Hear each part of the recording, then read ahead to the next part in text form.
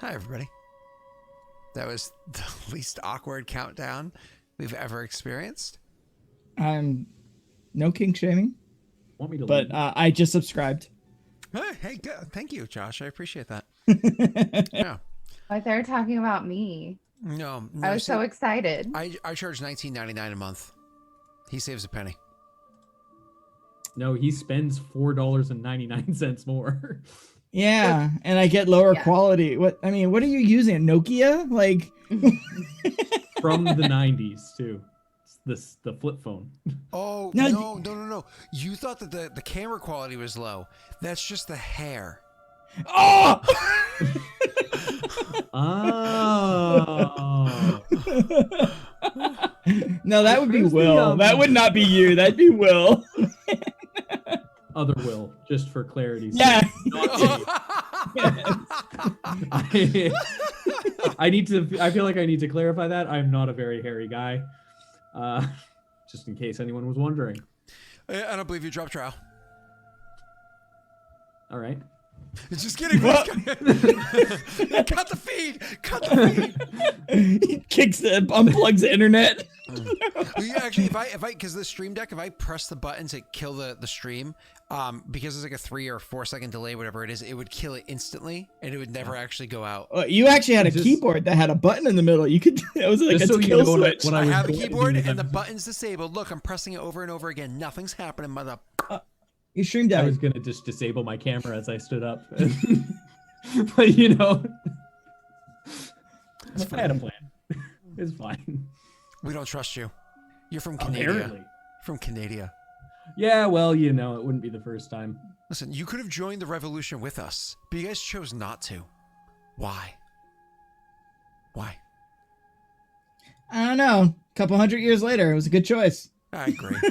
So. To be fair, you know, like for some reason we feel like this decision trumps that one.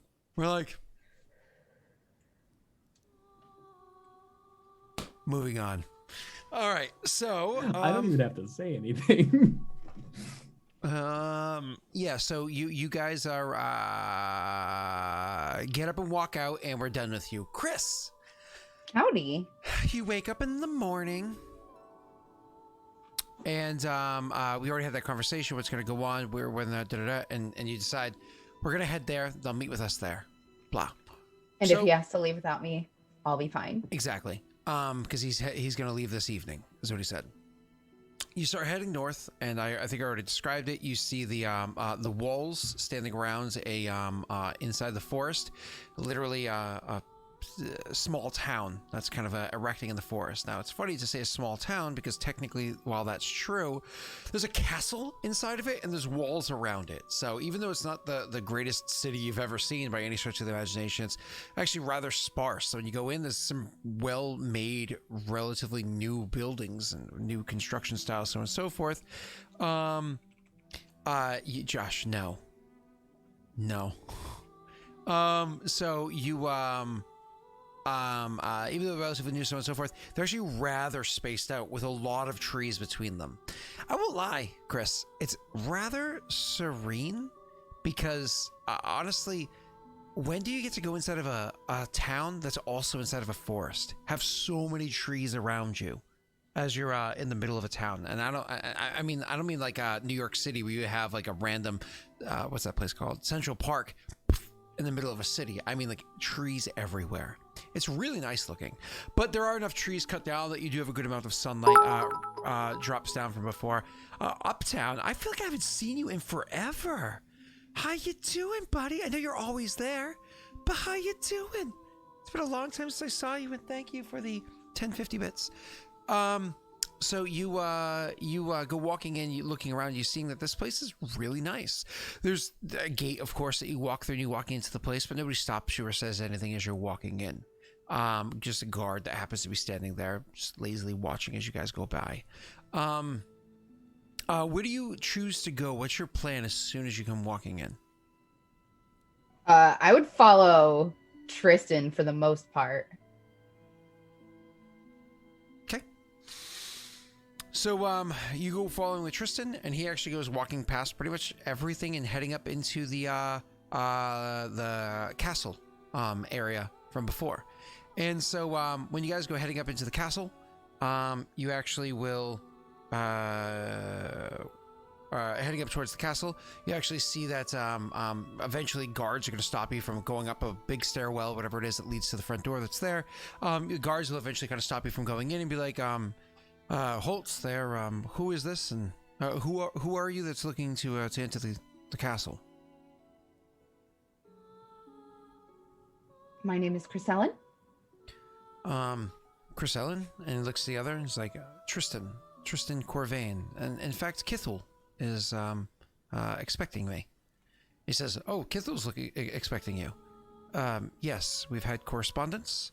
And he's like, my apologies. If you'd please like to come in with us and wait in the antechamber, we'll go and see if Kithel is available.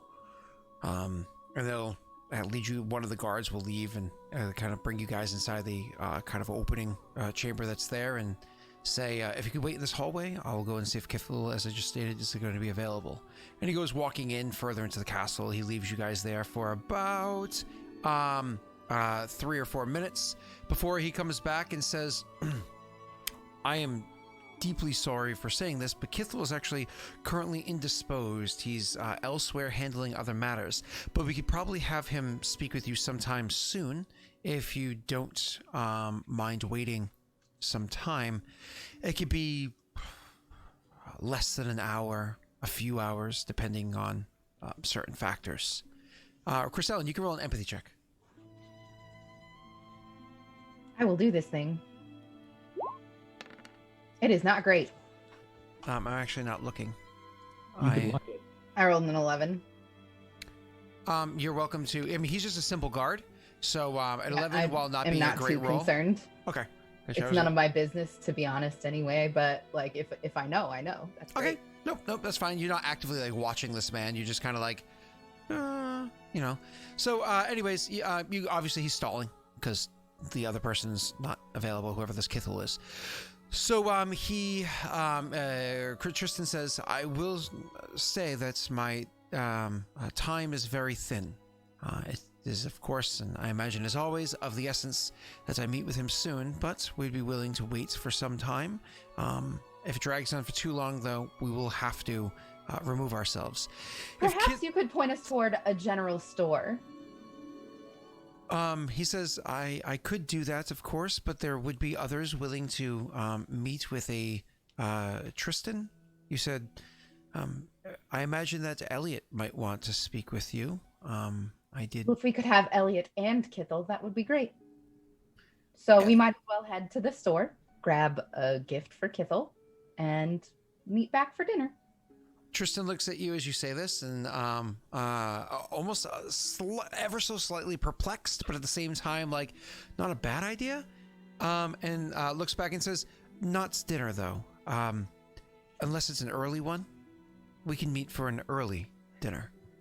And the guard nods understanding and says, Kithel, then. Not a problem. And Elliot. What was that? And Elliot. Elliot is most welcome. Tristan actually holds up a hand and says, my apologies, Chrysellen. I do not know this Elliot, but I would like to speak with Kithel.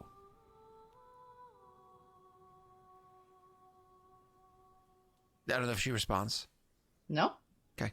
And then gives like a pointed look back to the guard, and the guard just kind of like, understood. I will deliver the message. As for the general store, he walks back out the front doors with you guys. You're sitting at the top of the stairwell, that like the stairway that overlooks the city below or the town below, and gestures over there and says, "If you're looking for a general store, that's going to be your best bet over there. For Kithel, good luck." Everybody likes sweets. Kithel likes beer. Everybody likes beer. His brewery is right over. Do you see that building just past the patch of trees over there? No, as you can see. And she's like hanging out at 5 feet tall. My apologies. And Tristan nods and he says, but it is his brewery. Best of luck finding a gift for him. And kind of, we'll let you guys walk down the stairs. As you guys are walking down the stairs, does Chrisellen say anything to Tristan first? If he likes beer, then he'll like treat meats. Treat meats go well with beer. Perhaps some nuts. He looks to you and says, "You don't know Kithel." I do not. Kithel's But not I do know men and their appetites. True enough, but Kithel is not a typical man. Sorry, true enough, but Kithel is not a typical man. Changing the tone because we're dealing with a different character. True enough, but Kithel is not a typical man. They never are. Kithel's made of rock. Perfect. I'm not entirely sure what he eats. We will bring meat and nuts. He also sits on the Council of Advisors to the Chosen of Valoran, so I'm sure he has ready access to quality foods that he can usually enjoy. But this is a gift. It's about the gesture, really. So nothing practical then. Should we get him a hairbrush? I don't know what you're trying to say. He's bald. I would be surprised if he has a hair on his body. Shoe polish, then. We'll get him shoe polish. Chrisellen, the kind of pleasantries that you're purchasing are certainly things that I would appreciate if you came delivering them at my chamber door. But somebody like Kithel is, he's not a typical man, and he's more into practical things. I met him some time ago. A great ball of twine. He chuckles as she's trying to grasp at straws. He chuckles and says, "We have time to kill. Perhaps we will flit about and see what we can find window shopping." Are we out of earshot of the guard? You guys are like at the bottom of the stairs. This is about getting you a weapon. He says, "Oh, my apologies." It's okay. But this is good to know, and maybe you will lead the charge on gifting. He nods and says, "Well, I know Kithel because of we've been corresponding for some time, but I don't know if I know what pleasant gifts he would like. Truth be told, my bumping into him was sheer circumstance. Perhaps a puzzle toy. I enjoy a good puzzle toy every once in a while. That actually might be a really good idea. I just And don't know if they sweets for the craft guards. such things around here. And I'm sure they would find that delightful. I don't know if anybody, again, crafts puzzle toys around here. But he There walks must off. be a toy shop. This is a town. He shakes his head and says, "It's a small town." Even small towns have children. He looks about and says, "It's a new town? Maybe there is such a thing here." And he will go walking with you. While you're searching for a puzzle toy in the time that you have to spend, just because, fuck Neil, there probably isn't a toy shop here because he hates children. Children are just disastrous little evil creatures that he can't control and manipulate. So, why don't you? They're easy as fuck to manipulate. Yeah, but But not okay. not when you're Neil. I should say Ray Red. Neil's actually a pretty decent guy. Why don't you go ahead and roll me a check to find these toys? Searching Navigation, then? I don't know if it would be more of an investigation to be asking about, right? Give me 1 second. I feel like it's more of an investigation. Yeah, which, funny enough for you, it happens to be persuasion, communication ability. Or bargaining. You can also roll bargaining. I will roll bargaining. Never mind. I will keep this. There is an orphanage here. Actually, there is an orphanage here. Take a toy from one of the kids. They don't need it. They'll be miserable and dead in a couple of years. From the mouth of babes. I'm assuming that there is a toy maker around if there is an orphanage around. Yep. You walk around and find out who it is. You actually end up what it is. You end up finding out who it is that as a side, like a thing that they do. They don't sell them. They donate them. There is a person that crafts toys here and there as like a side thing. Actually happens to be a guard of the what's the place called? Valoran. Happens to be a guard of Valoran. So they have a guard salary. So literally, it's a hobby of theirs is to make toys and they donate them to the orphanage. And the orphanage is, of course, is a nice place. So by word of mouth, you end up finding out who this guard is. They are stationed in town, which is why they have the spare time to do so, because the town is never in danger because it's guarded by things like angels and gods and stuff like that. So, you know, all's well. And you can find the guard and talk with them, and maybe you can convince them to craft a gift for what's his face? Kithel. Kithel. Roll a bargaining for this one.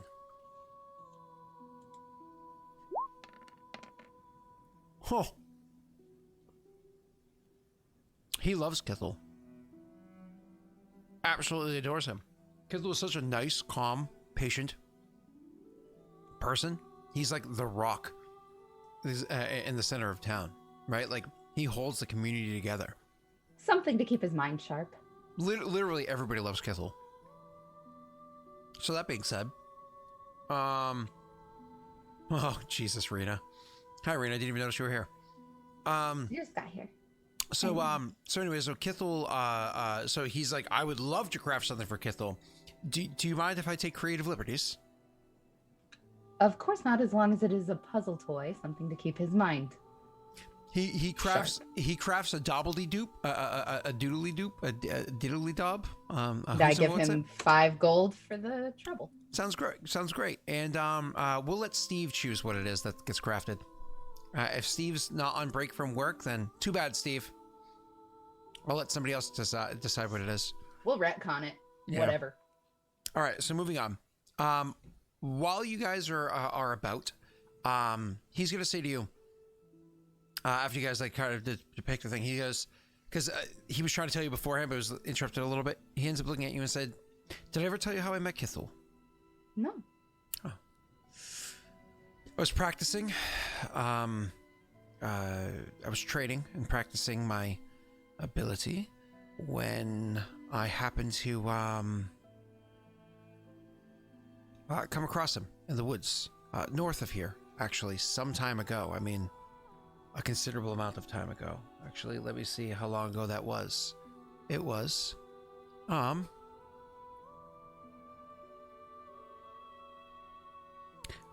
months ago on February 5th, 2020 at 10:16 in the morning. That's how long ago. I happened to, that was not said in game, because that would make no sense. He says some time ago, about 9 months ago, is when I met with him. It was during the, while they were having their war going on to the south. Kithel had some scouting and whatnot to do in the north, and I came across him. We hit it off pretty well, travelers in the woods, shared a camp together. So a good man, we decided to correspond. And? We've continued correspondence since then. He has chosen to keep his knowledge of me and our relationship quiet, considering who it is that leads this nation. And I've appreciated that, because it was by sheer circumstance that we bumped into one another. It wasn't intentional, not on my behalf at least. And I'm looking forward to seeing my brother. It's been some time. And do you think that Kithel will put us in touch with your brother? He serves him directly. Why again are we reaching out to your brother? Why am I? Okay. All right. Okay. So I don't have to meet with your brother. No. Okay. I mean, Well then, you'd be I delightful. look forward to you meeting your brother too. Well, you're coming along, of course.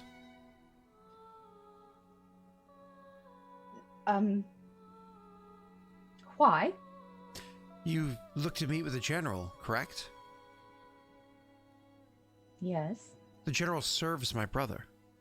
Follows his command. But I've heard that your brother is a cruel man. And shrewd.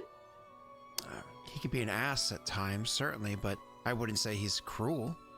He's dedicated. He's well, he was dedicated to Amulta, and now he's seen as a bit of a... The story's told differently from Kithul, and I want to hear it from his own lips. I just need you... I need to know what you want me to ask of your shrewd brother.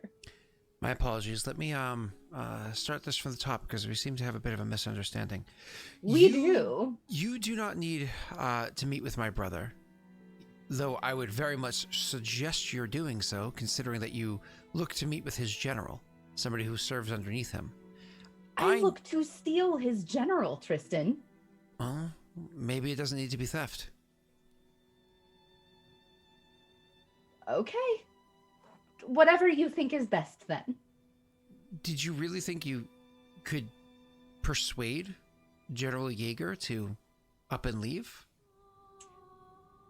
Tristan, I could persuade you out of your clothing right now. We do have time to kill. I'm just saying. It's mighty chilly. And I could have those knickers.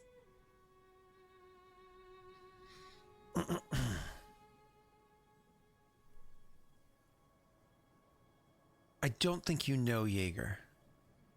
His You're reputation right. I don't. is well known. I mean this in the most respectful way. In Ascaria, you don't have to worry about things like knowing who he is. I just am glad that he chose never to fight against Amulta, because had he, we would not be serving the same crown we do now. I mean this wholeheartedly, as a patriot. And that's why we need him.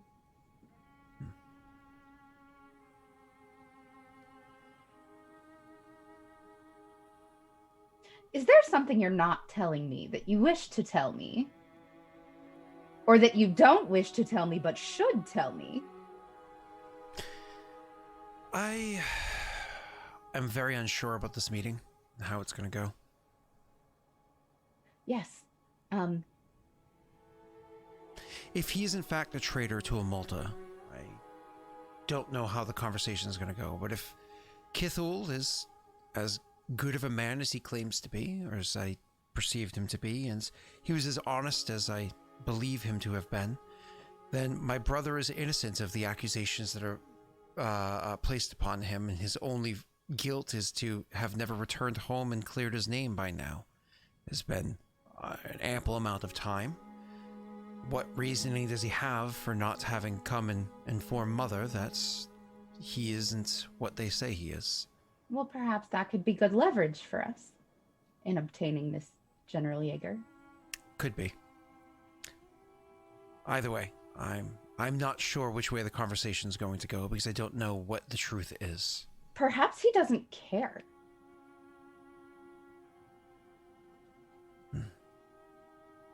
He might not. I suppose we'll find out and play by ear. Why do you seem to have such a disdain for him? You've never met him, have you? No, but I've heard the stories. Who'd you hear stories from? I mean, people speak of your brother, the traitor. People back home. I understand. Yes. For a second, I thought you were bent from here. I thought you knew somebody from here, but my apologies. I have never been here. No, that's why I was a little caught off guard. She like looks down at her clothes and then around at the like wooden buildings. Well, my apologies. I just thought I would... No offense taken. It's just I've never been here. Yeah, it's a far cry from where it is that we live, but he's trying. He's trying. It's beautiful, I have to say. The air is fresh. The people quite comfortable. Not in an affluent kind of way, but in a... I really wish there were roads. I feel like every step I take, my boots just get more dirty. If there was at the very least a shoe shine or something like that in this place, but I have a feeling Perhaps we'll get you some shoe polish then. You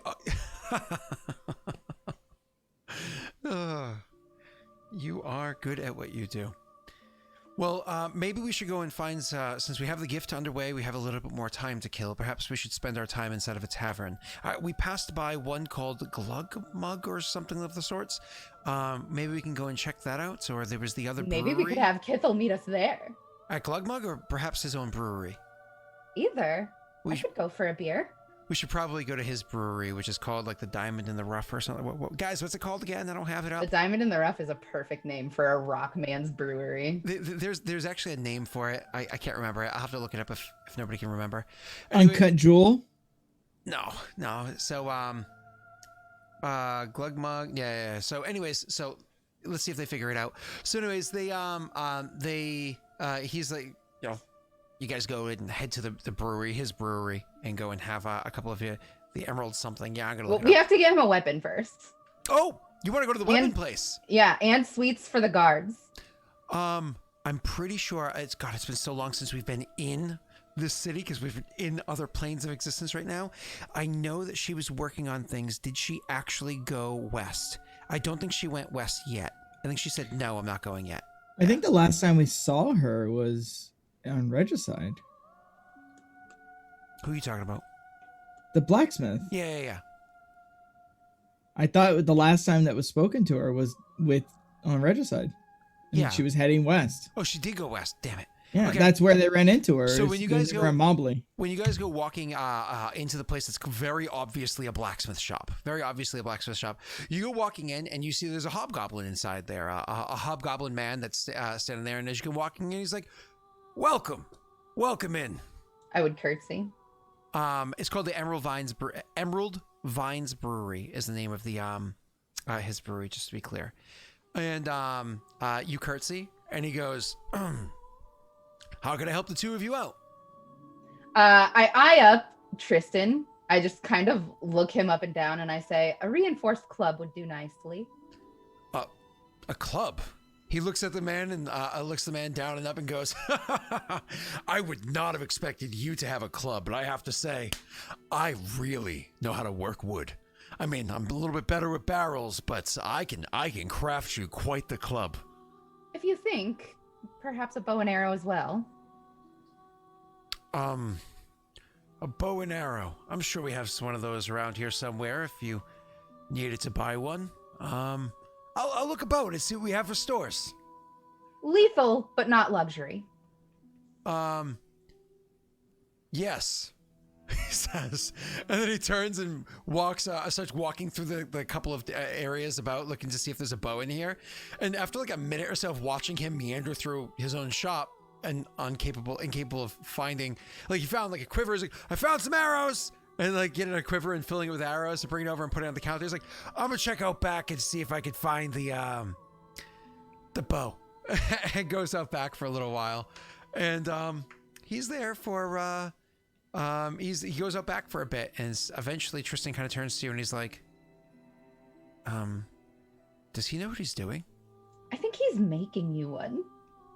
Oh, can you imagine him carving with a knife back there? I guess this is some time to kill. Maybe we won't have enough time for that drink. And he goes over and starts like walking around and checking some stuff out. We'll have plenty if we just meet Kithel there. We can have word sent, no? We could. Actually, Chrisellen, look at this. And he's like standing over by a couple of swords. He's like, do you see this? I look. He gestures towards like a bunch of swords that are over there. He's like, these are all terrible. These are poured. What's the word I'm looking for? Mold cast swords. Well, it's a good thing we're getting you a club then. No. These are mold cast swords. These are absolutely terrible. But look at this. And he goes off to the side. He's like, this looks incredible. And he picks up a sword that's over there and he holds it out and he's like, the balance on it is amazing. And he gives it a couple of swishes. Does he look like he knows what he's doing with it? Yeah. He would have received proper training as a noble born who had to serve time in the military or still in the military and whatnot. Yeah. Perhaps you'd prefer that. Yeah, cast metal. Thanks, Josh, because you lack the ability to talk. He says, over a club, I was honestly just allowing you to lead the way, figuring it may have something to do with the meeting we're going to be doing later on. But yes, I do know my way around a blade. It would be preferable, but why do you think he crafts these things but imports the others, or? Well, that would look to be the size of it. He kind of shakes his head and says, maybe we should save him the hassle. You hear something crash out back of crafting a club, and we'll just Say no get the more, bow and I'll go around back. I won't go through the shop, obviously. I'll go outside and around. Okay. So you go outside and around to get him. And so when you go outside and around, so you can see the guys like picking stuff up and like haphazardly throwing it on shelves and whatnot over there. And when you come walking out, like knock knock, and kind of poke your head, and he's like, "Oh hey, nothing broke. Don't worry about it. It's all fine." Sir, I'm afraid I've wasted a lot of your time. You see, my man is taken with a sword up front. Can I help you put this stuff away? Oh no, I'll put it away. But can you find out where the bow is? I can't find one back here. I'm gonna look around. Investigation. Not investigation. What's the looking one? Perception. Searching. I don't think she has a focus on that. I do not. You actually find the bow. It's like there's like 3 of them, kind of Nothing fancy. Hung up, nothing fancy, not strung. Of course, you have to string it yourself, but nothing fancy. Just a basic bow, kind of hung up over there. Ah, right here. And is there cording for it? I have no idea. Then you look down and you see inside of like a little box down below. The cord's like rolled and everything, so you can kind of like purchase the little rolled up, kind of like tied off bit, like you buy like a wire at a store. Yep. And he's like, "Oh yeah, there." Perfect. I'll meet you up front. Yeah. And he says, putting the last thing up there, and he's like, "Oh, hold on." You see him dragging a barrel. I help over him lift it. Yeah. I just behind him. I just help him lift it. He hold that there. And drags a barrel over and puts it in front of the shelf that got knocked over, and it says, "That'll fix it." And then it brings you back through that door into the actual door that leads back into the shop and goes in that way. And makes his way into the front with you, and he's like, "We found the bow and the string, and got the arrows here. Quiver too. That's 4 out of 4. And this sword. How much will this run us? Let's see. Looking it over. I don't want to screw this one up. Give me a second." And he goes over and grabs a ledger off of the like nearby, and he opens over, and you actually, as much of like a haphazard moron he looks to be, he leafs through the ledger pretty freaking quickly and opens up to an area and says, "That looks like grand total about 100 gold." I am afraid I only have 80. Is there any kind of combination bargain? No. And truth I be can't told, it's a good thing it's me persuade or you're bargain? asking. Yeah, he says, truth be told, it's me. It's a good thing it's me you're asking. Right. Give me 1 second. Mm-hmm.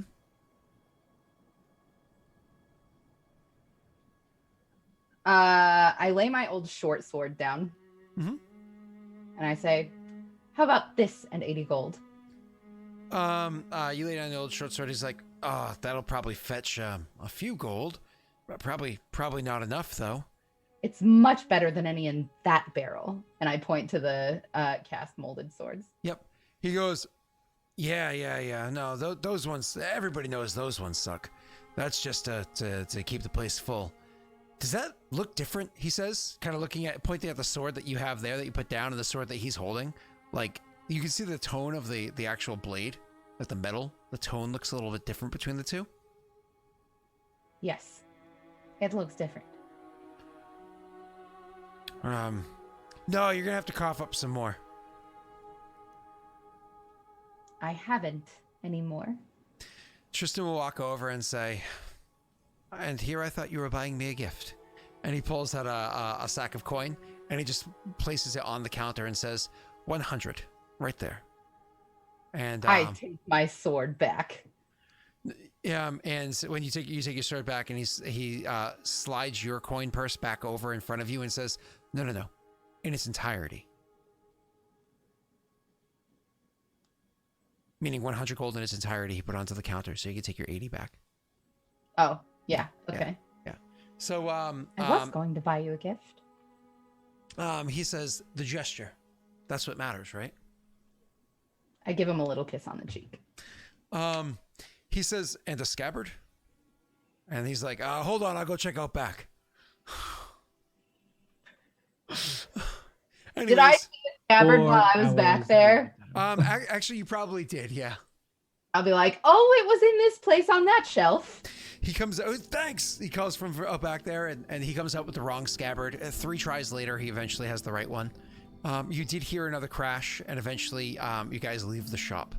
So anyways, eventually you guys leave the shop, and when you go walking out of the shop or whatever it is, he does, once you're in the open air, make sure there's nobody around, and he gives it like a good it's like, I string the bow for him while he's playing with his new sword. It's like the balance on this thing is absolutely incredible. Are you familiar with how to handle a blade? I saw the one that you had put on the counter, but truth be told, Roughly. This is more my bread and butter. Nods, as you're holding up a bottle of wine. So he nods and he sheathes the Gestures sword. to Karach. He says, "The sheath is still not the correct one, but it'll do well enough. It just looks a bit foolish right now." It's like loose. It's like loose in the sheet. So it rattles every time he walks. Aw. Yep. I've got spurs that jingle, jangle, jingle. And so so he does walk off, saying, "I have to say that was considering the craftsman and how absent-minded that man seemed to be, he certainly does know how to make an incredible blade. I'm very happy with this."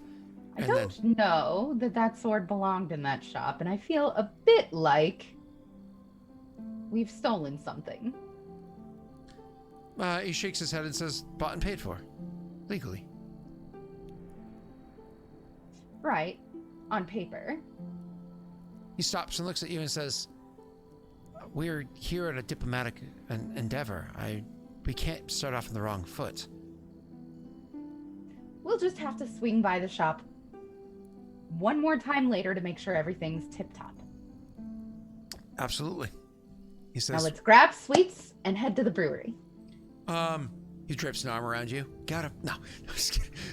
That's not his personality type. Oh, no. So, anyways, so you guys start walking over to grab the rest of the stuff, so on and so forth, and eventually he's like, "Truth be told, it's getting a bit late. Perhaps we should grab up that gift and head back to the castle and see if they're prepared." Sure. Okay. So you guys start go and grab up everything, and you head back to the castle. When you're back to the castle, the guard that's standing outside there, same guard actually, is like, the guard's out there. He's kind of humming to himself. The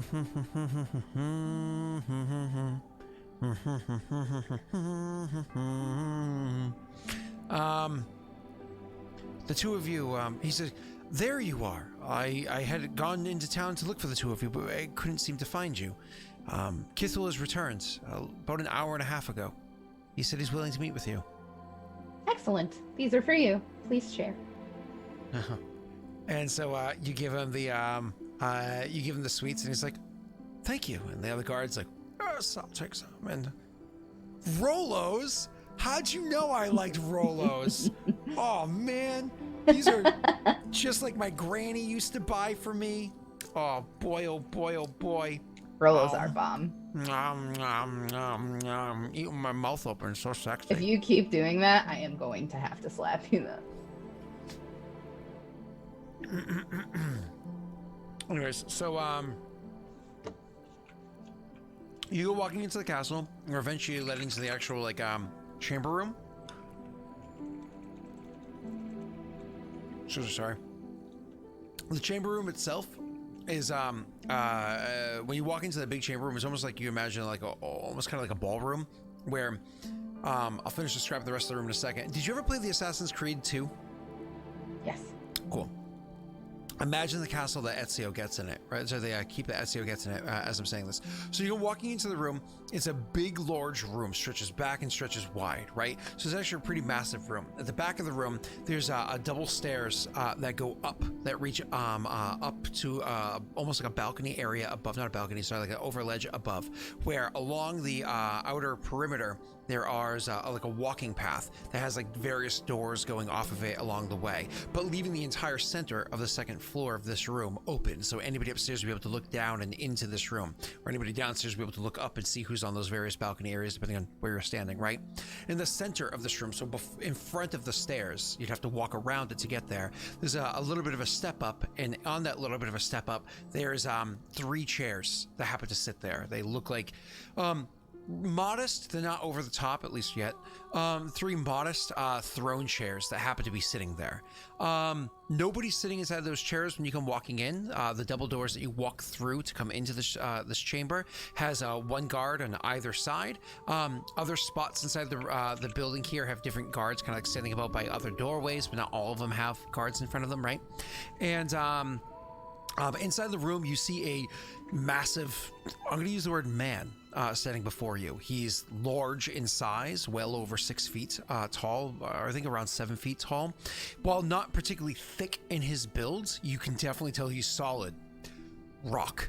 I mean, I don't mean like literally like hard rock like you see an elemental walking around before you, but you can get the impression that this man does not have typical flesh. His coloration also throws you a bit off too, grayish in color with veins of like a teal kind of running through it, and very emerald green eyes before you.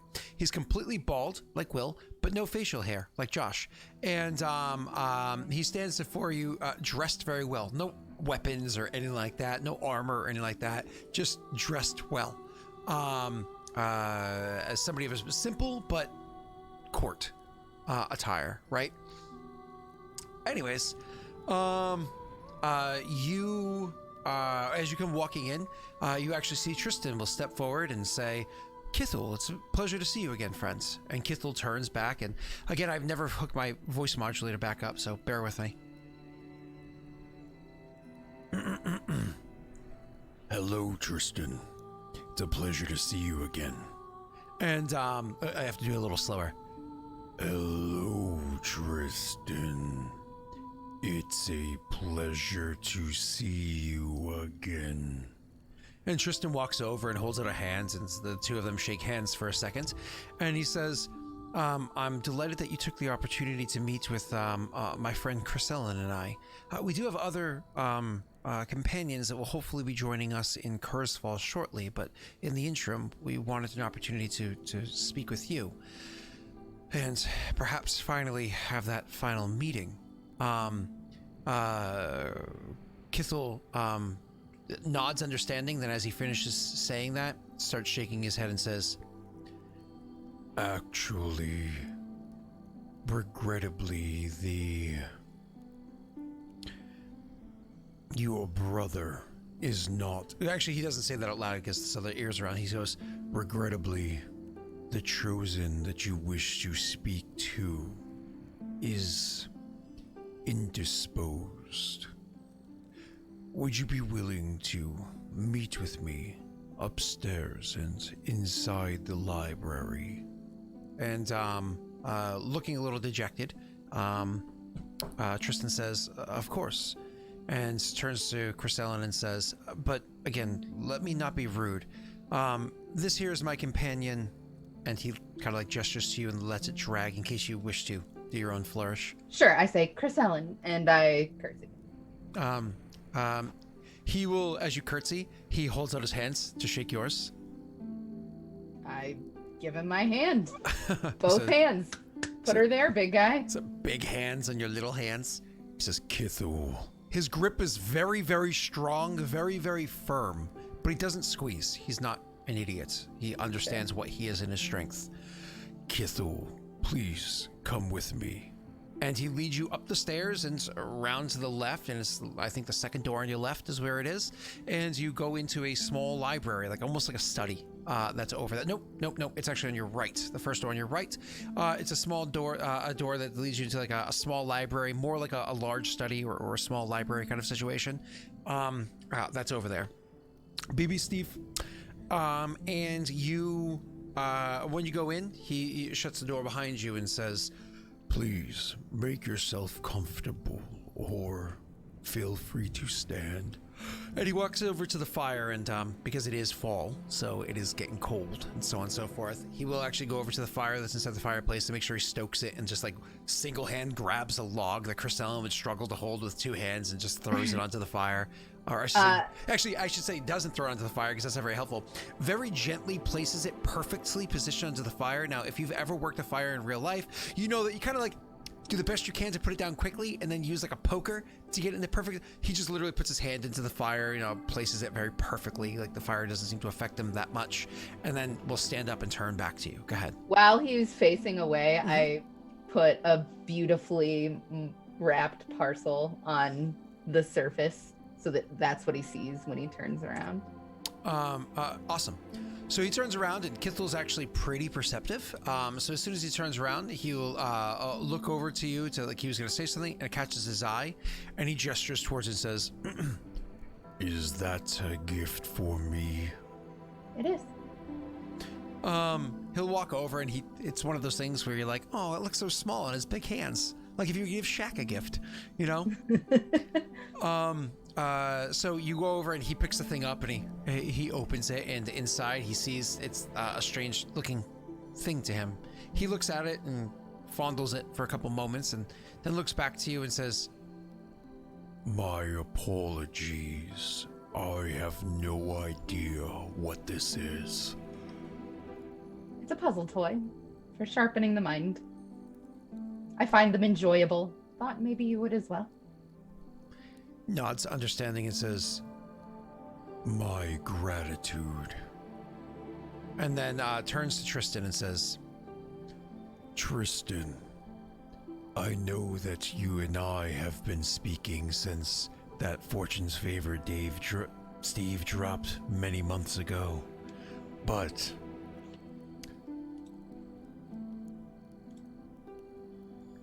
your brother is not around as of now.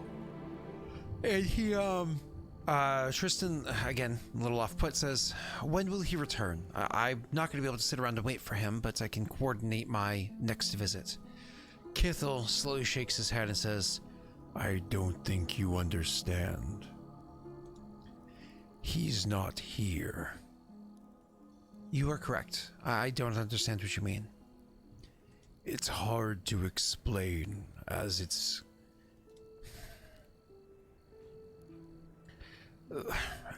I will explain like this.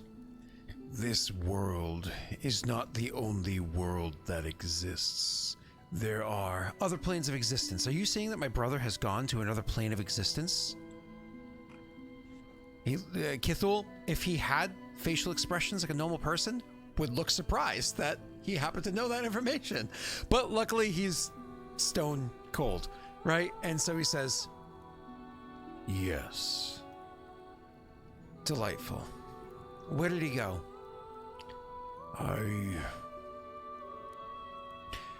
Into the plane of ooze or slime or some such. Slime? Ooze? I'm not familiar, he says, looking over at Chrisellen, like quizzically, seeing if she has any idea what he's saying. Can I roll for it? You honestly would have no idea about this. Yeah. Okay, I would go, I don't know. Yeah. And he looks back at Kithel and says, is this confirmed? By rather solid sources, yes. Who are these sources? How do we know that they can be trusted? They are allies to the Chosen, and they have served well to other free peoples. I can't get much into it because there are many state secrets involved. But he is not here, and we do not know when he will return. When was this discovered? Why didn't you tell me of this sooner? Truth be told, we just learned of it. A man traveled through here who witnessed it himself, a friend of our kingdom, or at the very least an acquaintance, and he informed us of the details. This man's name? His name is Cadus. I know it sounds strange. An officer of the Peridot military. Once again, would look surprised to know that he knows that. But... Chrisellen looks surprised. She's impressed. She's just like, this is the kind of stuff that I do at parties. Yeah. And he says, you're working with a member of the Peridot military? He goes, yes and no. We do not work with the Peridot. They are not allies. But this in particular man is someone who we have good relations with. How long ago did you find out? Literally this morning. He just traveled from the south here. Informed me. He left some time ago east. He has duties in a keep to the east. Can you divulge any more information than that? He's taking the soldiers that have been stationed there and leaving to head north back into Peridot. He looks at Chrisellen and says, damn. I'm not going to be able to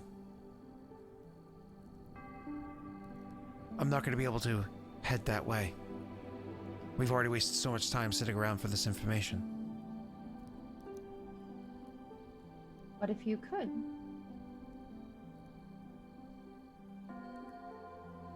I can't. I have other responsibilities back home. I need to go. What if you sent me in your stead? And I explain.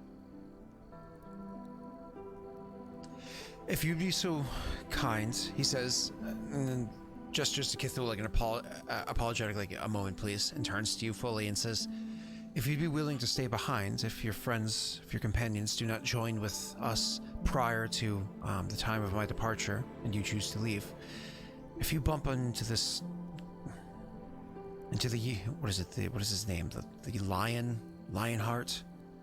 The Golden Lion, or whatever his name is. If you bump into this Cadus, if you'd inquire for me as to what happened to my brother, I would greatly appreciate it. Consider it done. Thank you. He turns to Kithul and says, Kithul, my deepest of apologies, but as I've said multiple times now, my time here is limited. I need to leave. I have many responsibilities I must see to back home. And because of that, I am leaving this evening, relatively early this evening. However, Chrisellen will likely be staying behind. Could I ask, if it's not too much, that you give her comfortable accommodations so that she can stay as a guest? Not necessarily in the castle, but somewhere at least in town, so that she can await her companions who we got separated from on our travels here. I'd love to do work in the brewery for you. Kithul turns to you with smile, maybe? Anyways, and says, accommodations can certainly be had. And if you have interest in the process of brewing, I would be more than happy to, as an extent of my friendship with Tristan, show you around personally. Extension of. Perfect. Tristan then kind of says, Thank you. There's much to think about, since, truth be told, every extra minute I spend standing around here is another moment that somebody might realize what it is that we were doing the whole time. I'm going to take my leave, Kithel. Chrisellen, I'll come back again and say goodbye to you before I actually leave. I just want some time. I'm going to go for a walk. Okay. And he walks off. And as he goes to leave and says, I'll see my way out, he goes to open the door. And as he opens the door, actually somebody's coming in and looks startled. Oh, pardon me. He says, a person on the other side. And he says, likewise, and then walks by. And then a good-looking gentleman comes in. He's actually a pretty good-looking guy. I think he's dark brown hair. Dark skin. I think it's dark brown hair. Dark eyes, but definitely has this like really kind of catches your eye as being somebody who's very well put together, very well kept. His outfit is just absolutely pristine, if Snoop a Dogg. little dated, but absolutely completely put together. He walks in, and as he walks in, he says, "He seems to be in a bit of a rush. Pardon me, I don't think we've met yet." Kithel has, I guess. Chrisellen. You do a curtsy. He actually does a little bit of a bow to you. You can actually see the way he responds your greeting, which is a very Ascarian kind of greeting. He actually gives you a bit of an Ascarian response.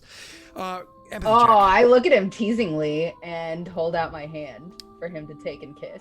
He will absolutely do so, but roll me a empathy check. You can tell that while he seems to know what the appropriate response is and does it, it's not very well practiced. He goes Right. through the motions, but not super fluidly. I just give him a stern look of approval and delight. He says, Elliot, it's a pleasure to meet you. The pleasure's all mine, I'm sure. Am I interrupting anything here, Kithel?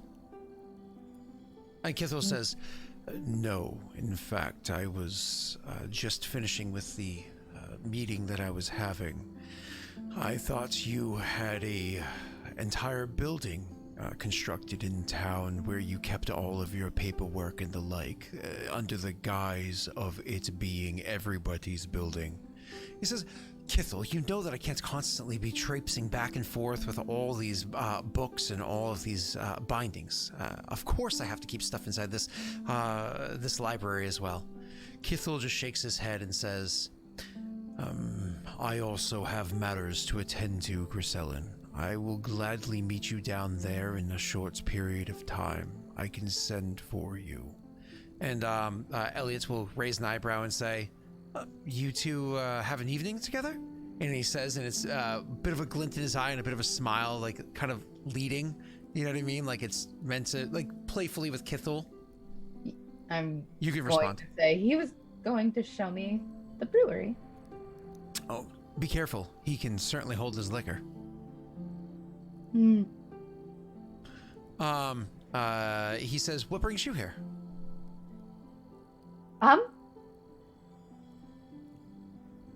The brewery. Oh, deception. Deception on that one, Docs. I'm gonna lock it. Okay. I'm looking up something really quickly. It's gonna take me a minute.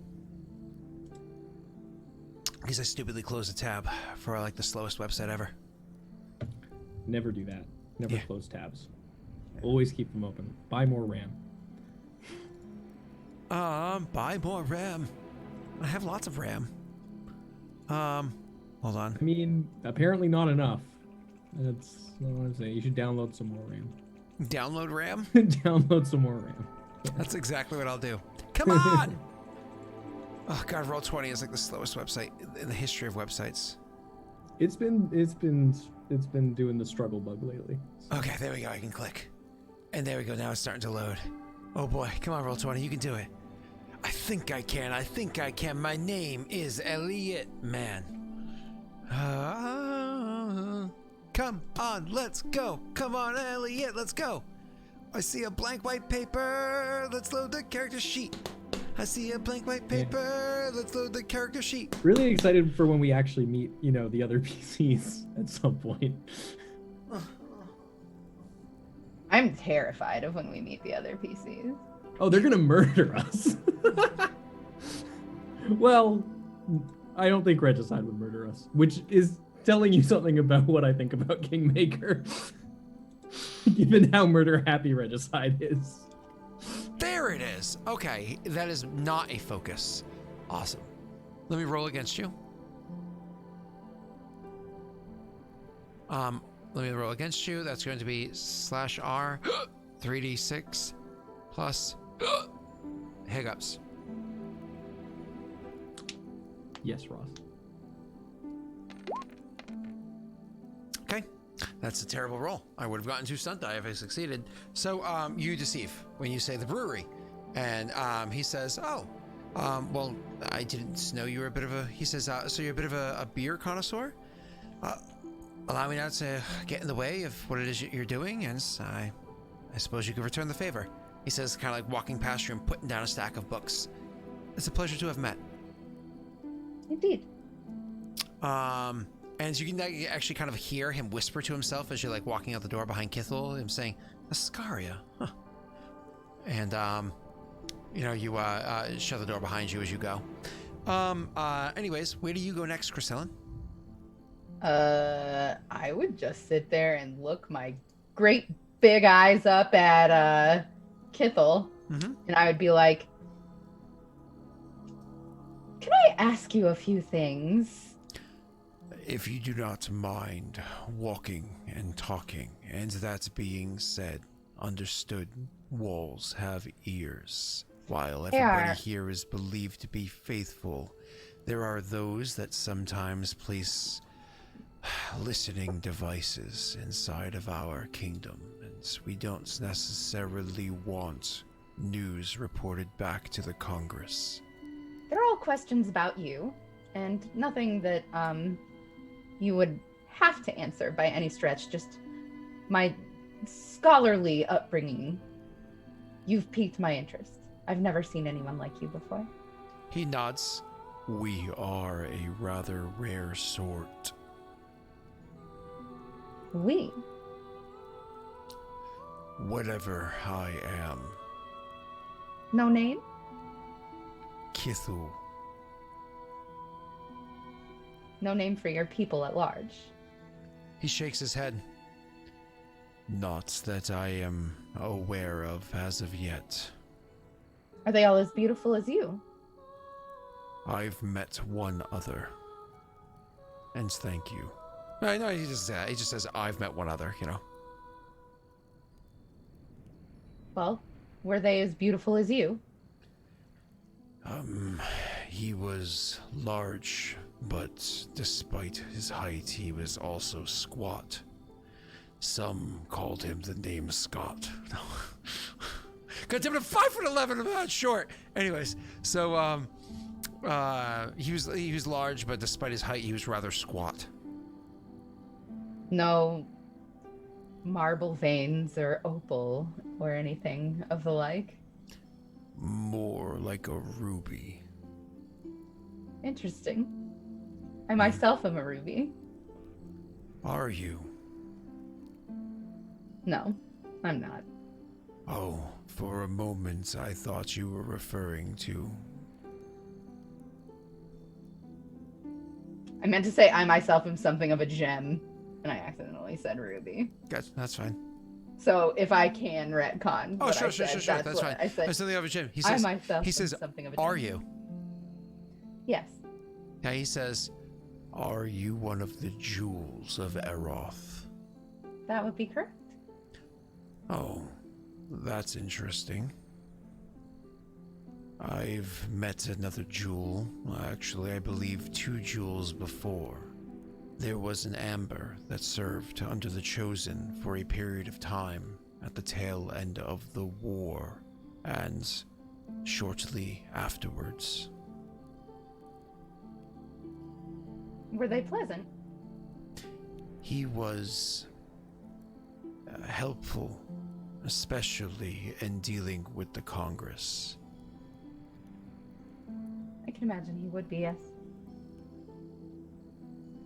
and then he says, there is another that I've met. And it's funny enough, as he says that, somebody else comes walking out of a room. You see a strikingly beautiful woman come walking out of a room. She's tall, lithe, long hair, very well maintained, an elegant gown draping off of her in like the perfect way. It's just one of those things where literally as she walks out the door that she walks out, she shuts it behind her. You can just tell by the way that like she moves, the swaying of her hips, so on and so forth. This is somebody who knows etiquette and knows it well, probably trained it very well from a young age. Shuts the door behind her. She also happens to be holding a book under her arm as she does so. When you look at her, roll me an intelligence, please. With pleasure.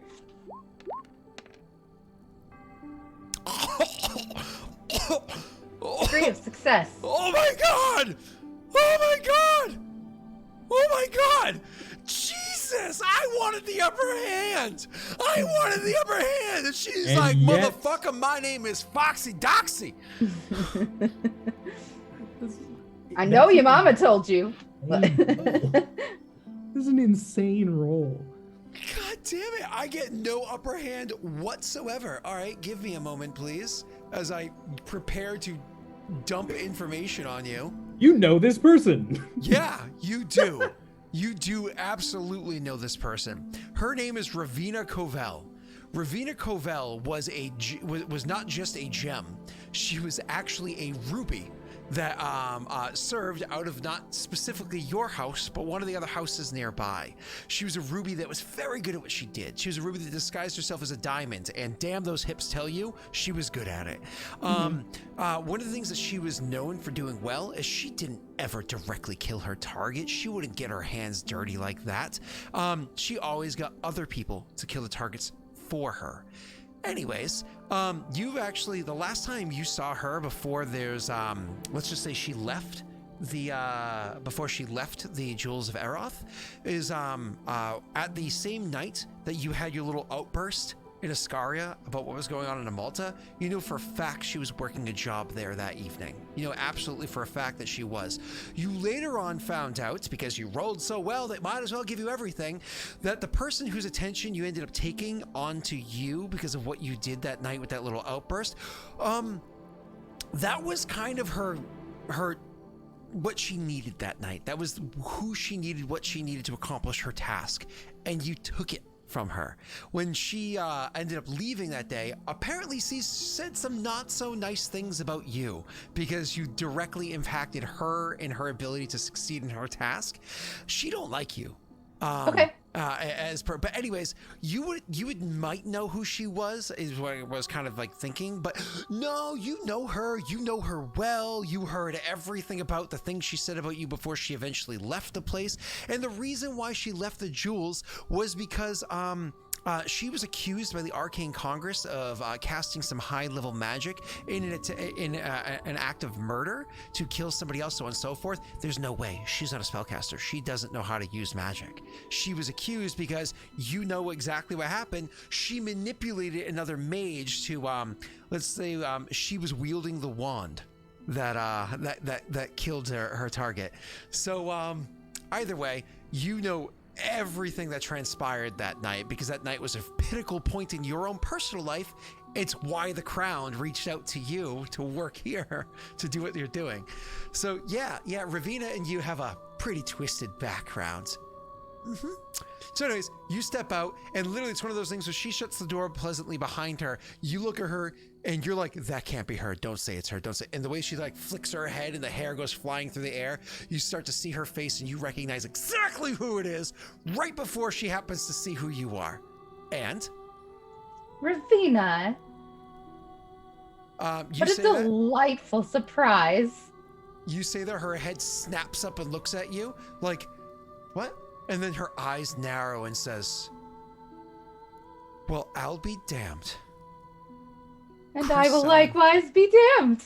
How are you? Living an honest life. Ah, it must be so refreshing. It is. Come, we must have a beer. A beer? Are you sure you're not going to be using, what do you call it nowadays? That shit wine you peddle off on people. I made up a name, and somebody built a brewery once this rumor spread that Luthera wine was the most delicious wine. What am I to do? What am I to do? Square up? Even my lies. They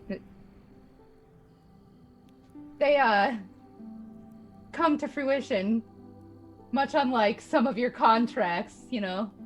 She walks over and holds out the book for Kithel to take. He's nice, so he takes the book. And she says, "No, bitch, square up."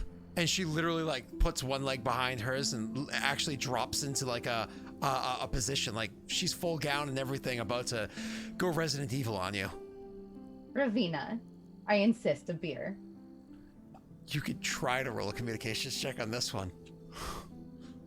Persuasion, then? Technically speaking, yes, but I will tell you it is a rather... Why am I even saying it? Okay, good. It's, I was like, why am I even saying anything? She's just going to roll a 27. But hold on, your actual result's a 13. Do you care to try to modify that, or are you just happy with... I know that there's nothing in there. Do you? The bigger question is, do you think a 17 would be good enough to stop her? Oh, shit. I just used the last one on a 1, so it's a 14. Wait, hold on. Oh, I can reroll! No, Snaga! Bad boy! Bad Snaga! Thank you, Good Snaga! catch, Snaga. Bad This is Snaga. why he's my favorite. I did much better. Thank you. Can re-roll, including your luck die. Nice. That's true. So do you want me to just roll a d4 then? No, click. Oh, I'll throw it back into chat for you. You're good. I could just roll a No, d4. you can click it. Okay. Josh made a gift for Rhea. Fuck you. Bravo. Thank you, Joey. Bravo. Encore. Encore.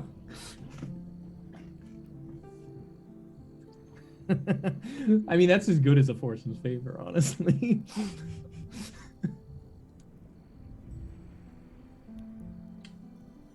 Scott will be back in like 10 minutes, guys. Don't worry. He just needs to decompress. I was kind of hoping that she was going to haul off and slug me anyway and get in trouble, but... Nah. Also, this is definitely a video loop, huh? I don't know. Does anybody remember what he was wearing? No, it is this. So no, he's just actually pacing. Okay. Well, it's going to be a video loop now, I hope. You do need to make a Howdy. video loop of you pacing, Scott. Well, then I could actually like go upstairs and take a piss or something like that. While Yeah, it's- yeah. That'd be funny. All right. Doing all right there, champ? I'm like, it's something you're not going to be able to do. You get a 21! The exact number you need is... Good news, everyone. You start saying your words and so on and so forth, and she throws like a mean, like hook at you. And Kithel holds out his hand, and she hits the wall. That is his palm. And honestly, she's a skilled fighter, so that doesn't hurt her too much. And says, Ravina. And she's like, seriously, Kithel? You're not going to allow me to... Ravina. Kithel, you don't even understand that... Ravina. Kithel, this Ravina. Different time. Different place. New chances for people that made mistakes. It wasn't a mistake, to be fair. But it did. And I'm sorry that it did. Hinder progress on one of Ravina's very important projects. I am sorry, and I do insist that you come have a beer with me. She's like, you think I want to drink with? And he says, Ravina, you said you were miserable while you were there. You hated being with them. That was the spark for you to leave. You have found happiness. Despite you being hunted, you have found happiness here. You should thank Chryselen. You need not be friends, but you can be grateful for the misdeed that she did that brought you your happiness. And she's like, I hate how you always say the right thing. Snags the book out of his hand and says, I gotta get changed. And storms down the hallway. Thank you. I fear she would have taken my head right off. He says, I'm sure you can hold your own. Not without lethal force, but... And that wouldn't have done. That wouldn't have done at all. I fear this is a terrible first impression. he shakes his head and says, It wasn't long ago that she was hunted by the Congress, and she has warned us that the jewels will come hunting for her too. I could maybe make the jewels forget. he shrugs and says, I'll not get involved any more than to stop two perfectly pleasant people from harming each other when such things need not happen. Well, still, you have my gratitude. he nods. It was for both of you. This way. I'll see to my duties later. And walks down the stairs as equally your protector as well as your guide. Oh, Jesus. And so I legit want him to set me to work in the brewery so I can make a little bit of money while I wait for these chuckleheads to get here. he would not have you doing things like that. It would, if you were working in the brewery, it's going to be very much one of those like celebrity TV show things where the celebrity works in the place and it's like, that's cute, the cameras are rolling, you know, you're getting your hands dirty. You're not going to be actually... She'd be a phenomenal bartender. He would be bringing you to the brewery to show you like the brewing, brewing process. As opposed to like, hi guys, here, have a drink. However, the other tavern would totally have you there. I want to do something nice for him while also doing something nice for me. Sure. But, The Simple Life with Chrysella and Kithel. yeah. Honestly, they would make such a sweet couple. Out of all the NPCs she's interacting with so far, Kithel's the first one where I'm like, I could see her settling with that. Oh yeah, you know, aside except, yeah, you know, the one that my apologies. like, Of the male, you know, got... of the male NPCs. Okay, Yeah, that's my apologies. As we're making our way towards the brewery for him to show me the brewing process and stuff, I would say, so forgive me if any of these questions seem very ignorant or prying, and you don't have to answer any of them if you don't like. I just prefer to be forward. Please. What do you eat? Gravel. Do you like it? It was a joke. Delightful. A very dry joke. And a very dry dinner, I suppose, if that's what you would be having. Anyway, what do you eat? I'm often told that my jokes are hard to swallow. We just keep this one going, huh? It's not working, is it? It is. I'm quite charmed. He, deep inhale, deep exhale. I'd wrap a hand around his big stony arm even and to show affection, right? Yep. And, he says, I eat food same as any other. On I knew I could days... bring you sweets instead of a puzzle toy. Did you like the puzzle toy? Would you have preferred sweets? I'm not sure I can answer that, as I do not know the toy yet. But I am afraid I will break it. Well, if that happens... I don't think it will happen, as a matter of fact, because the toy maker knew that it was specifically for you, so I'm sure he had your strength in mind. Ah, well, thank you.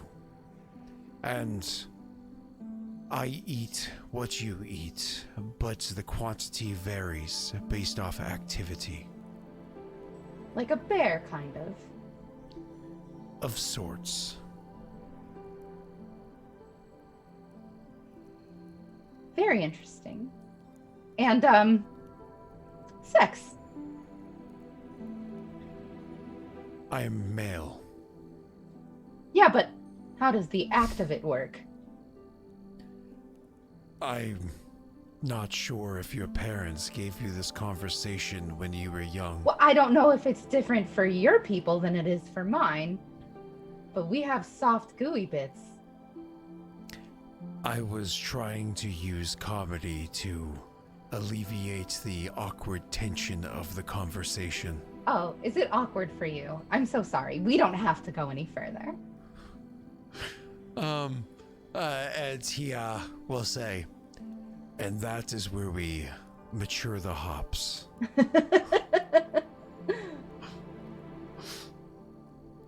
Fascinating. She probably already knows all about brewing since her particular academy is known for Wine, but it's not. amazing wine. Get stoned. I'm sorry. That's so good. It's so good. Moving on. So, he continues with, Did you have other questions? Just when they're pregnant. he shakes his head and says, There might be a misconception.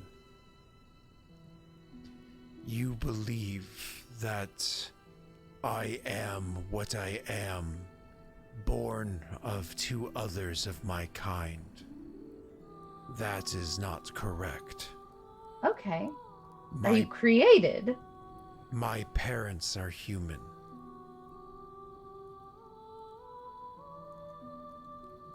So were you born a little pebble and you just shot up, or? I was also born human. Okay.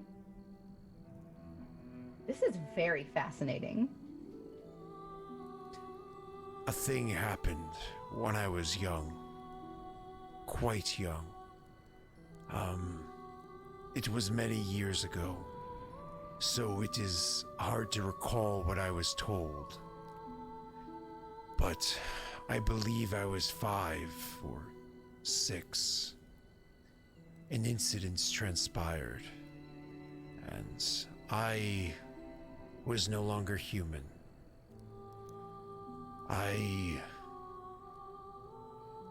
The town did not exactly accept the transformation. My parents, one chose to travel off with me. The other chose to stay behind. I was cared after until I was about 8. It was a very cold winter. My mother did not survive it. Cold does not affect me the same as it does you. From that point on, I was on my own. I occasionally met those that were more willing to communicate with one like myself. As I said once before, I've met one other of my kind. They also did not have answers. So you can continue to ask questions, but you'll be equally confounded as I am.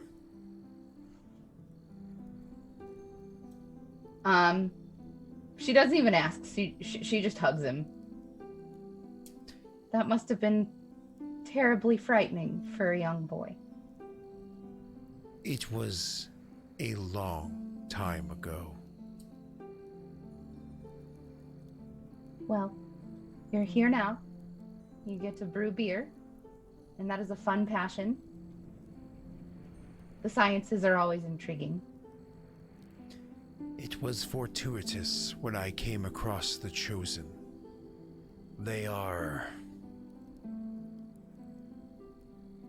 have the capacity to be incredibly good people who have certainly done incredibly good things, great things even, for their people and other peoples of this land.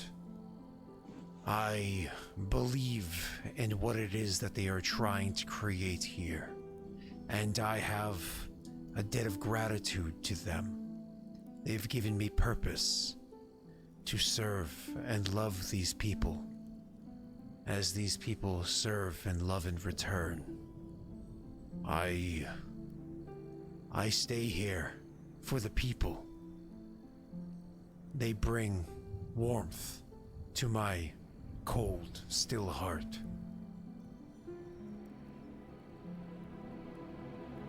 That's beautiful, Kithel.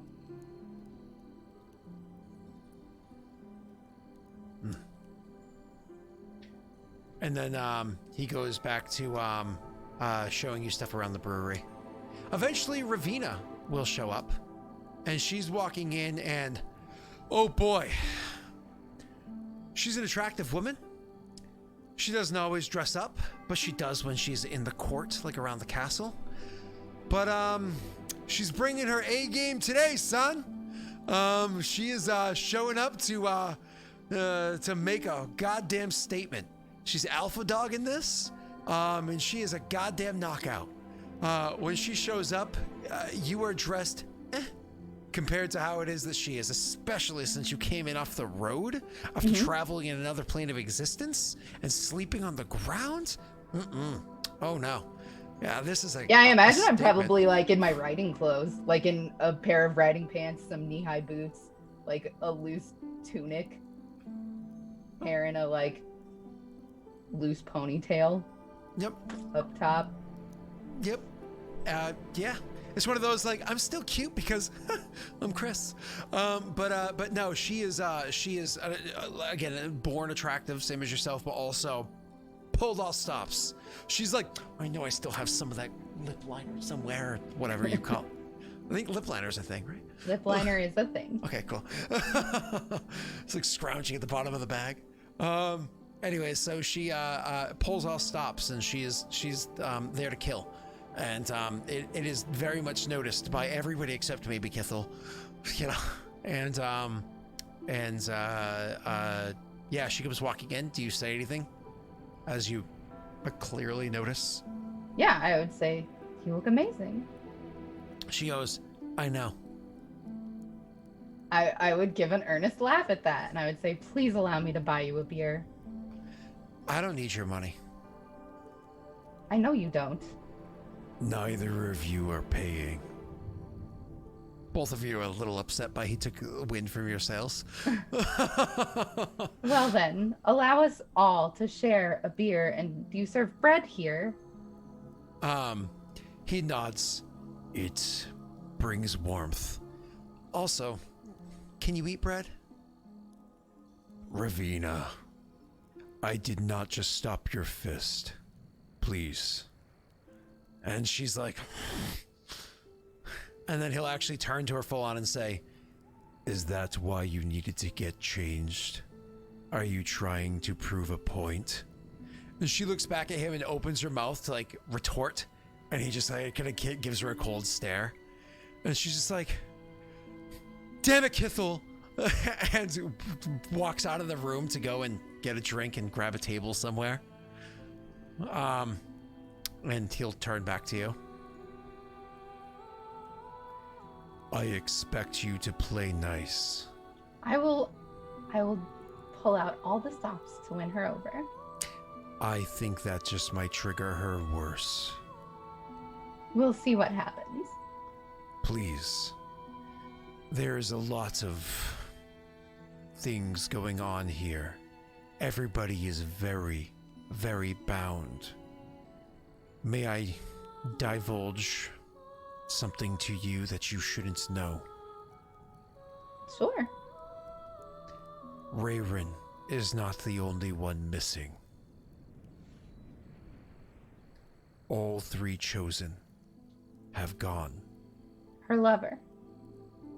No lover. The three leadership of our nation have disappeared. We are in no state right now to handle the situations that we find ourselves in. We are elbow deep in important arcane research. We are handling multiple diplomatic matters, resolving an undead crisis on multiple fronts.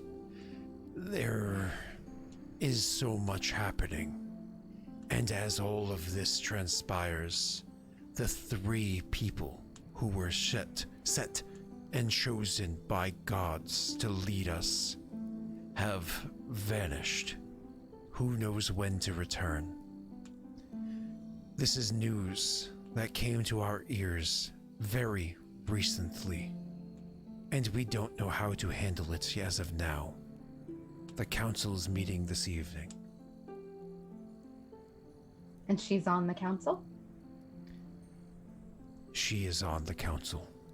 I promise not to antagonize her, Kithel. Did you see the orphanage? I did.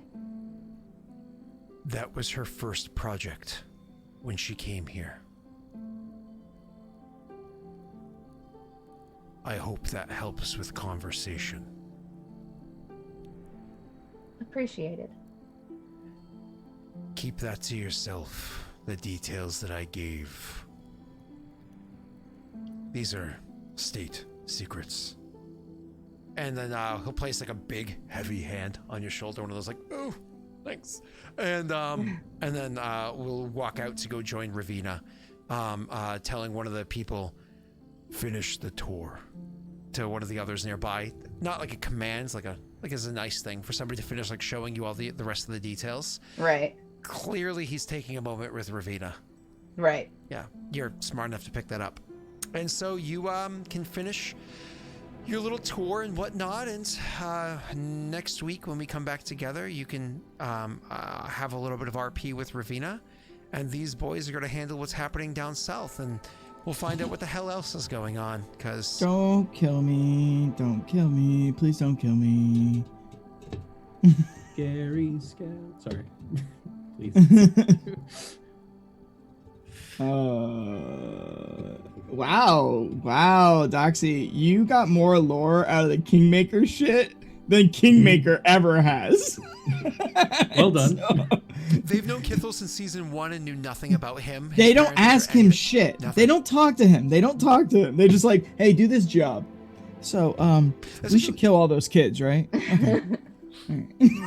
Oh, murder women and children? Yes, please do. Sorry, Kithel, we can't right now. We can't talk. We have children to murder. Kithel has a very high wisdom, and so he always drops jewels of like wisdom when they interact with him. I laugh at your pain. I forgot that was in there. That was stupid. But anyways, yeah, you literally got knowledge about him that nobody, well, technically speaking, Ilan got that knowledge. I just never got the opportunity to RP that night because there was literally a Neil trying to sell his soul. So, I mean, it was a night. So, yeah. I mean, it seems like we had some moderate success today. I think Leon likes us. That's a good thing. I think Leon likes that we didn't bullshit him. I mean, that's pretty much, I think, the only thing he cared about. So, you know. I mean, we were blunt as hell. Yeah. we were just a hammer in there talking to him. I mean, you would have had to roll deception checks and stuff without Chris Ellen, which would have been not good for you. I think that you guys did a great job. Oscar's never going to lie about anything because he just doesn't have the ability to. Like, just to be blunt, like, he just is too stupid, ultimately, to lie in a way that would be productive. Like, he doesn't know how, and he wouldn't try to, and, you know, he believes his intentions are honorable, so, you know. I feel sorry for Tristan. I Oh, feel yeah. bad for.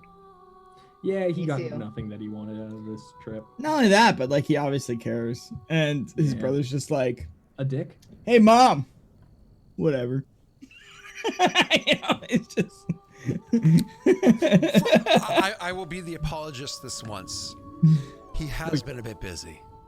Yeah, sure. Yeah, There wasn't once he all left those into kingdom another rules plane that of he existence. couldn't write a message. You're right. He Yeah. didn't have these coins that he could have just summoned a bird or Writing a something that letter. could just send a, whatever. Yeah, sure. No, I mean, It'd be I nice to feel have like- falconry in this town If to only send a they had an message. aviary. Like, I mean, that would have just made so much easier to reach out to his dear old mom. I rescind my apologist stance. Yeah. I Yeah. need one of you guys or both of you guys simultaneously to go on to the unofficial Erothium lorecast or podcast, whatever it's called. That way you guys can convince Vance. No. I don't need to convince anybody of my position. My position will become clear over time, and people will follow into it, or they will die. No, I like it. Let them be in the deep denial. The ooziness that is The swamp. Raven. The swamp. The swamp. We got drained the swamp. Yeah. All right. Well, anyways. No, I mean, Trying to be an apologist for Raven hurts. It does. It really does. he is a evil person. Neil is a pretty good guy. I Neil's a like great Neil guy. A lot. I think Neil he's is such a wonderful good human, person. and I think he plays an evil bastard really well. Neil has to get it out somewhere. I think this is one of those things where it's like people who are genuinely kind humans witness a lot of shit in their life generally because they stand on the outside and see a lot of people being awful. Makes it a lot easier to play those types of characters. That's honestly, that's literally the concept of Kithel. Is he saw such horrors that it made him a good thing. Yeah. Well, Like, that's the funny thing about empathy, right? Totally. you can put yourself in other people's shoes. Yeah. Yeah. 100%. It's also theft. Well. Oh, yeah. Yeah. Yeah. I loved, by the way, Doxy. I loved the cat fighting. That was awesome. Dude, that The fucking slide 21? Yeah. It was Ah. aggressive. The 21 right there. I mean, that you just instantly know, and then the communication of another 21, which communication more or less I had it obviously go channel through Kithel as like an aid to make it like you convince Kithel to get involved and then convince her and whatnot. So it wasn't directly Chris Ellen doing it because that would make little sense that she would listen directly to her in that scenario, but it allowed you to kind of like alter the person. Like he knows you're just being innocent, and so anyways, it also helps to paint Kithel. As a character. I liked Big Daddy Kithel. Yeah. Just stepping in there and being like, a whole lot. I did kind of pretty wish she would have punched me in the face, though. I mean, to be fair, you kind of deserved it, but in the back lore, it's not your fault. Like you didn't mean to, but you I did. was being antagonized the whole time, and I had a lot of patience with her. I started just like, oh, you look great. Let's go catch up over a beer. And she says, square up. And I'm like, what are you talking about? And she's just like, and what's up with this stupid wine? And I was just like, okay, motherfucker, let's fucking go. Taking off my delicate riding gloves one finger at a time. And I'm just putting like, on your big jewel. I'm so good that even my lies come to fruition So- when you can't even fucking fulfill a contract. What, like, are you really just mad at me for being better than you? So Doxy talking what about this it in is. post, this is what it makes me think of, is that in the moment what was happening was that this one like bar chick was coming at her and literally just like going at her, and she was like, hold me back, don't hold me back, yeah, like, and then after the whole situation, she's sitting there at the bar after, she's like, you guys see how I almost whipped her ass? You guys see that? I totally almost whipped her ass. You kind of are doing that. Yeah. It's funny. I was not. I wasn't gonna fight her. Like, I wanted her to punch me in the face, though. I really wanted her to punch me in the face. It's really good, like to see her RP in a different role now. Like you should see how she normally is played, and this is a drastic like cut into her that you wouldn't get to see. I mean, I think you said it when you did the making of the character. She's pretty much like that. What is that? Basic Instinct character. La Femme Nikita. Yeah. Kind of female, where she's like in control at all times. Yeah, it was really good. By the way, Steve made Kithel. One emotional dagger directly into her heart. Steve made Kithel, like, we're talking early. We're talking season 1. He was 1 month before me. Yep. He was 1 month before me with Elliot. I made Josh Elliot. actually made Elliot. Yeah. Ravina was actually made by Vance. So, you know. I actually thought Elliot and Chriselling would hit it off because of the whole dance hall things and all that. Like his bardic kind of barely side. My radar is back there.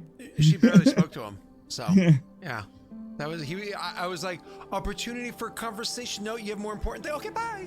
You know, so. I mean, I do like that she just fucking said, brewery, I'm here for the brewery in this, town in the middle of nowhere that few people have heard of, and the reason they've heard of it is because of The Chosen. But no, I'm here for the brewery.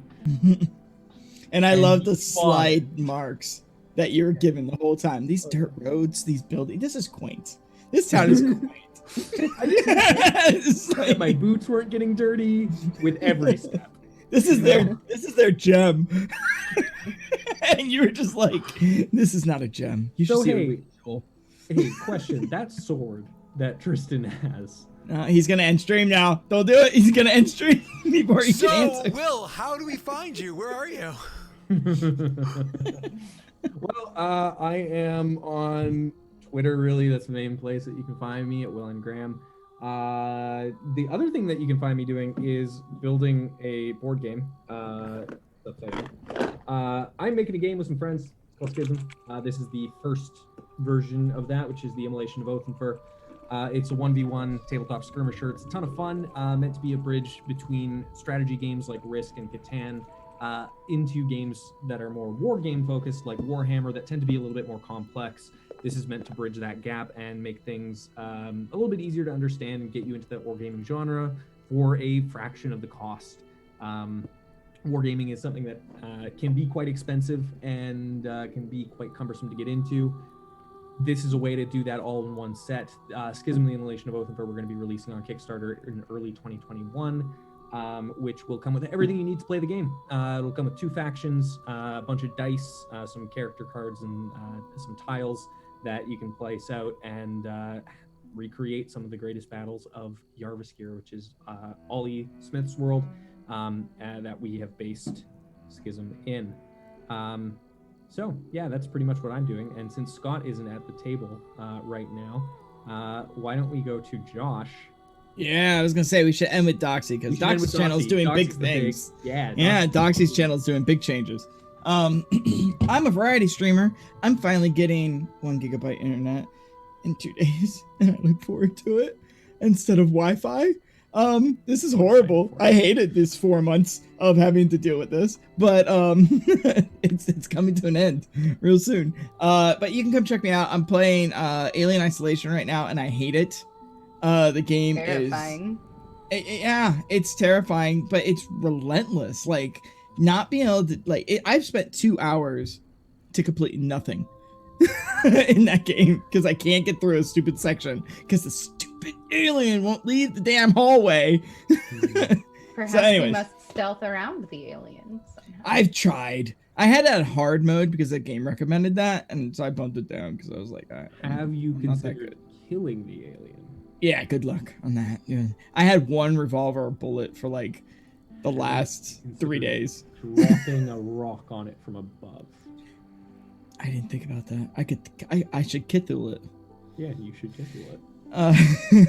But I don't as know soon as about this game, clearly. it's pretty much like hide and seek with the alien from the Aliens movies. Gotcha. And it's actively hunting. It's almost I don't know. Doxy knows more about Dead by Daylight than I do, but it's kind of like Dead by Daylight where it's actively hunting Outlasts with an alien instead of like naked mental patients. Oh, I've never played Outlast. All right. Interesting. But anyways, that's what I'm doing. I might just drop it. You guys have been I might just go back to Minecraft streams because people have been liking that. But I like Minecraft. Yeah, I have a server, a community server, which if anyone joins, you can join my Discord. You can jump in. Anyways, so that's me. And Doxy, how was your season finale?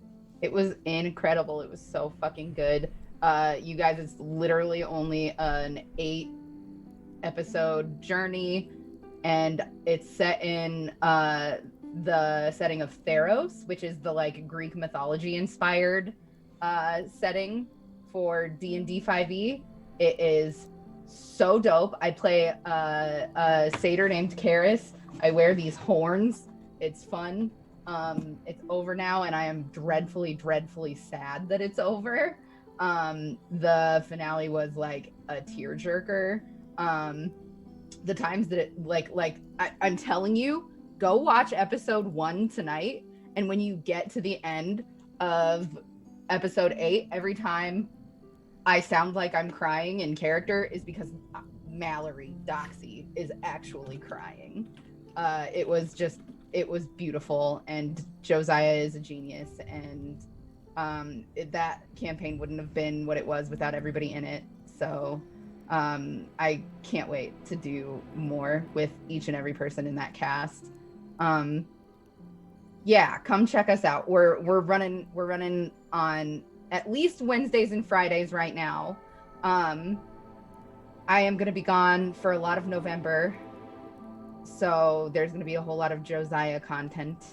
But other than that, yeah, come check us out immediately. Like, we have good ass shit going on there. I saw a little bit of your bite size, I think it's called. Bite sized is very silly, and it was fun, pretty, and it was really cute. I like the home crafting that you guys kind of manipulated the cantrips and stuff like that. It was really cute. Yeah. Like everything that. is so bite sized. If I can just take another second to explain this to you guys, because I think that if more people knew about it, so many people would watch it. It's just 5e, and we've reskinned and renamed every like ability and weapon, because it's basically film noir Osmosis Jones set in a virus-ridden computer, and we're anti-malware programs like hunting them down and taking them out. It's so much fun and really silly. We fought Alex Jones. Yeah, it was so funny. Oh, that's awesome. It was so funny. So loud. So loud. Scott's brother's in it, by the way, if you guys are interested. Okay, listen. He DMs Alex Jones being... The fact that Kyle Klinsky is going to be on a podcast with Alex Jones makes me think... I don't know. I'm like, Kyle, please, hold on to your soul. We yeety-deleted him. Don't worry. What? We yeety-deleted him. Oh, yeah, of course, it's Alex Jones. But Kyle Klinsky is an awesome... I love Kyle Klinsky, so... I don't know if you know who that is. I do not. Oh, okay. He's a... The corruption will spread. Kyle Klinsky's a political commentator who's extremely left. Like, one of those people that's like one of those people that's like, you guys remember Biden's terrible too, right? Like, yeah, vote for him because, you know, fuck Trump. But remember, Biden is also terrible. Like, he's one of those lefts. Like after this election, we need to do something. Yeah.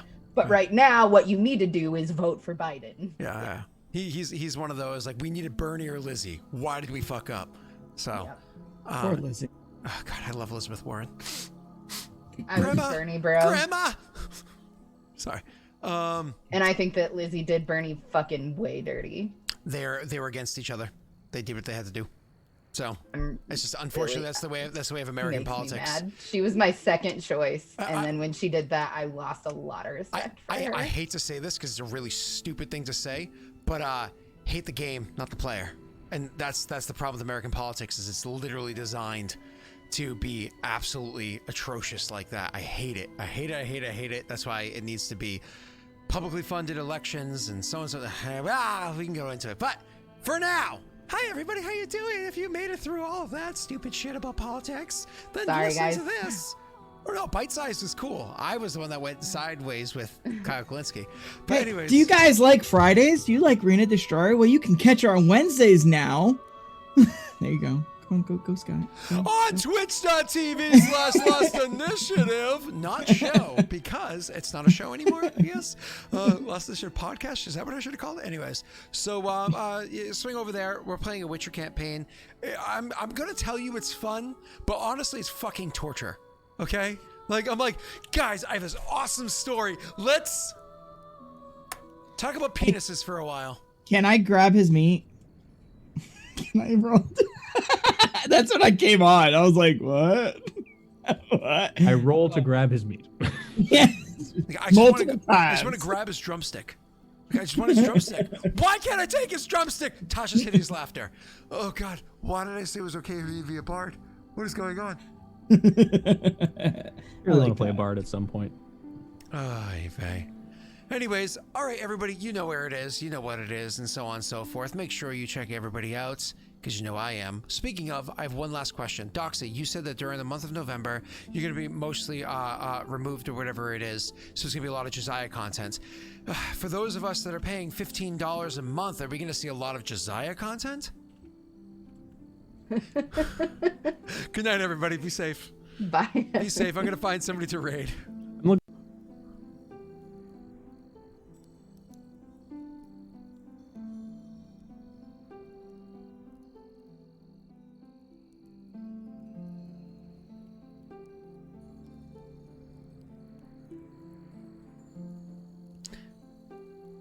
I'm gonna raid, what's his name? Patrick? Patrick is a good friend of ours. We love the Patrick. Please come and raid Patrick. Come on, everybody, raid Patrick. All like 8 of us. Let's go. Let's go. All right, ready? Raiding Patrick. In 5, 4, 3, 2,